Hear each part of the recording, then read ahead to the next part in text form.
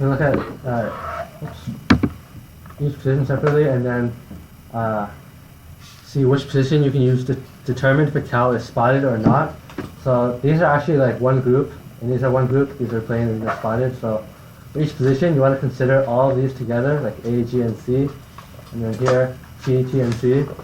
So one mistake that's easy to make is you just compare this A to this T, this G to this T, this C to this C. Actually, it doesn't work in this row, but if these are different, you might say that like, oh, all of these are different, so you can use position 1, but actually you have to compare like the whole sets. So A, G, and C go together. Yeah, the whole set. The whole set to the whole set. Yeah. And so then this is T, T, and C. T, then and then AAC, then there must be something in that genome that causes spotted cows. Yeah. So if like the sets of letters in each position do not overlap, then you can use it to determine the type of cow. So in this case, if you pair the first to the first, second, second, third to third, they're all different. But actually, if a cow is A, you can't tell if it's in this group or in this group. Same with this position, if the cow is A, G, or C, you can't tell which type of cow it is. But here, if it's T or C, you can tell if it's spotted or plain. So basically what you want to do is go through each position, you iterate through the loop, and then check whether there's overlap. The faster way to do it is to use sets, like put these all into a set, and then check if these are also in the set, or the set contains these letters. But sets are usually not a bronze topic, so you can also use arrays. So basically what you can do is in each position you have an array that stores whether the plain cows have an A, whether the plain cow has a T, the plain cows have a C, or if they have a G. And then you do the same for the spotted rows down here. And then all you have to do is compare each.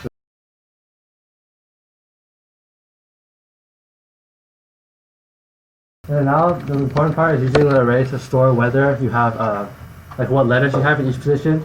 So for that you can create a 2D array where like the first index stores the position, and then the second index stores the letter that you want to track. So int array, first position, it goes up to 100, and just to be safe I'm making 101 so there's no errors, and then 4 because there's 4 letters. Right. Yeah, and you have one for the plain, one for the spotted. Yeah. R2 isn't. Okay. And you could actually just put it into the arrays in here, but I'm not going to do that. I'll just do that separately.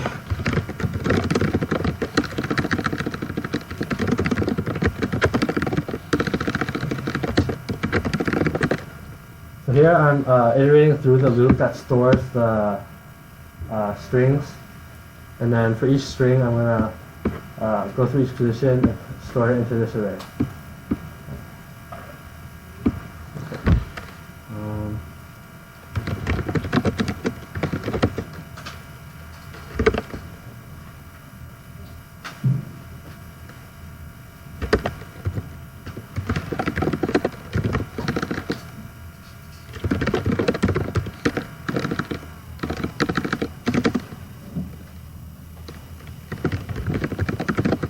So this character C basically is a character for string number I at the J position.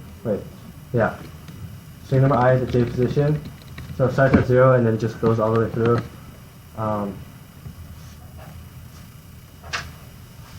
Actually,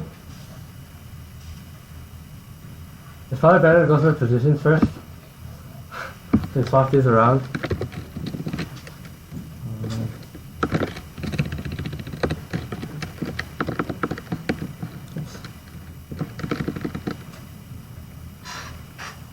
Yeah, so for each position you cycle through all the strings, and then for the plain ones,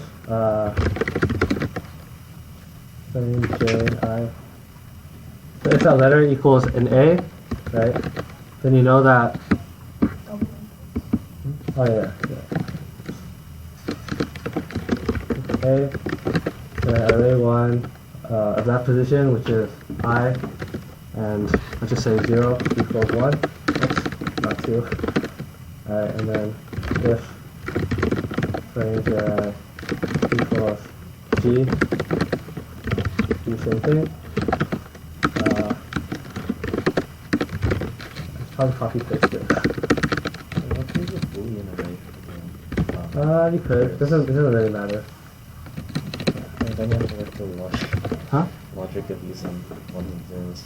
Oh yeah. Well, I mean, it's faster to type 1 and true, so I guess.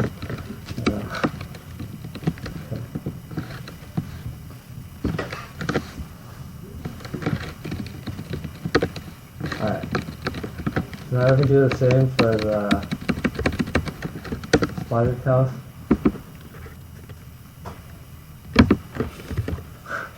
Yeah, so it is much faster to use sets because you don't have to use arrays like this, but I guess the main challenge of bronze is just implementing your idea, I guess. Because most of the problems are just brute force. So then just learn how to implement. Maybe it's over. Alright. So now, after this, all I have to do is just check whether they have any overlap. So if plane J, oops, did I swap it?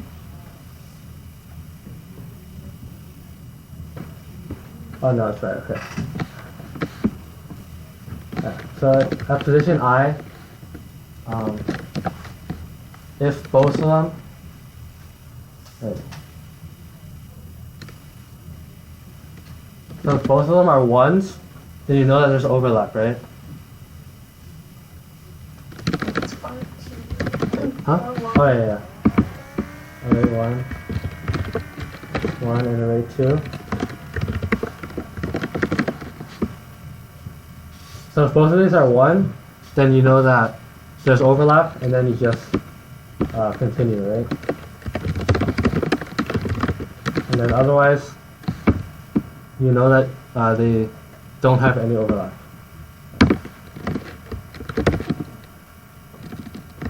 Alright, so this line, I don't see a better way to simplify it, so I'm just going to put them all into like a massive if statement. So you just check whether the A's match, the G's match, the C's match, and the T's match.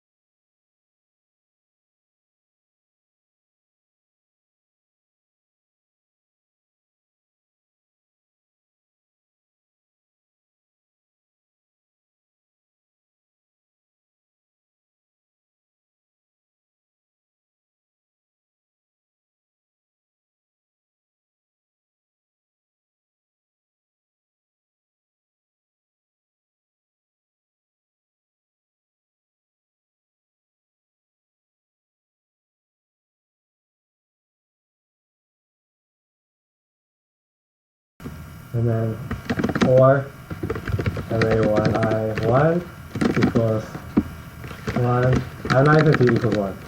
I'm too lazy. 1. Right, so basically this checks the A and the G. So if both of them have A or both of them have G, then you continue. And let me just do the other. Huh? You could do 4 of those. That's probably the easier way to do it, but alright. Okay. This just checks whether any of these are equal. Yeah. So if any of these are equal, you just continue, go on to the next position. Otherwise, you add 1 to the counter. I haven't made the counter yet, so I'll do that now. Alright. And then finally, you use string. Yeah, so if any of these are true, which is why I use or, then you have to continue.